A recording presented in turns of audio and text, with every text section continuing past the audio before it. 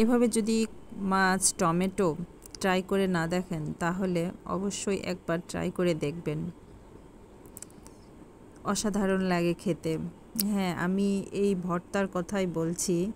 মজার এই ভর্তার রেসিপিটা আজকে দেখাবো, যেটা আমি মাছ দিয়ে তেলাপিয়া মাছ দিয়ে করেছি।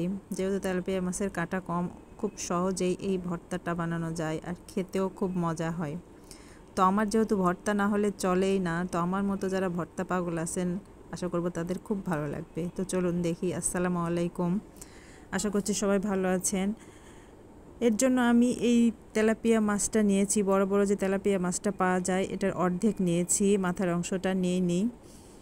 তো ভর্তা বানানোর জন্য আমি এই যে গাটা চিড়ে চিড়ে দিয়েছি, দিয়ে হলুদ মরিচের গুঁড়ার লবণ দিয়ে মেখে একটু ভেজে নেব।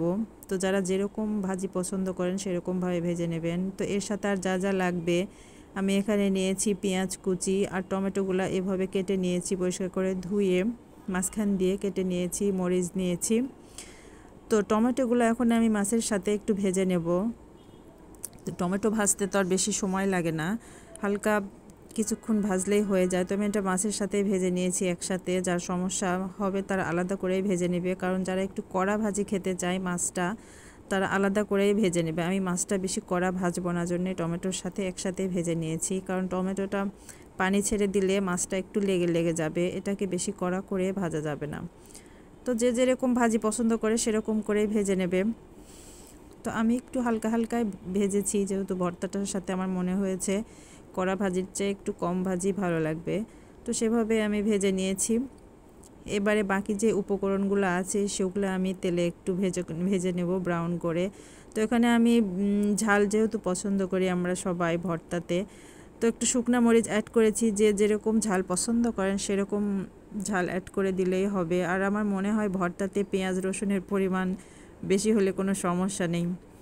টেস্ট হতে হলে আমার মনে হয় পেঁয়াজ মরিচ রসুন তেল সবগুলো একটু বেশি বেশিই লাগে। তো যাই হোক, যেহেতু আমার জামাই ছিল বাসায়, ও থাকলে আমি আর হাতে ভর্তা বানাই না। সব কিছু আমার ভেজে নেওয়া কমপ্লিট, তারপরে ভর্তা বানাতে লেগে দিলাম।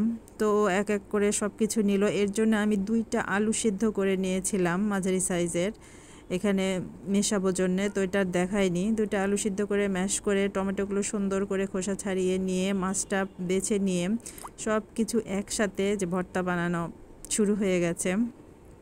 তো দেখতে পাচ্ছেন ও সুন্দর করে ভর্তা বানাতে পারে। আর সাথে আমি পরিমাণ মতো লবণ দিয়ে দিলাম।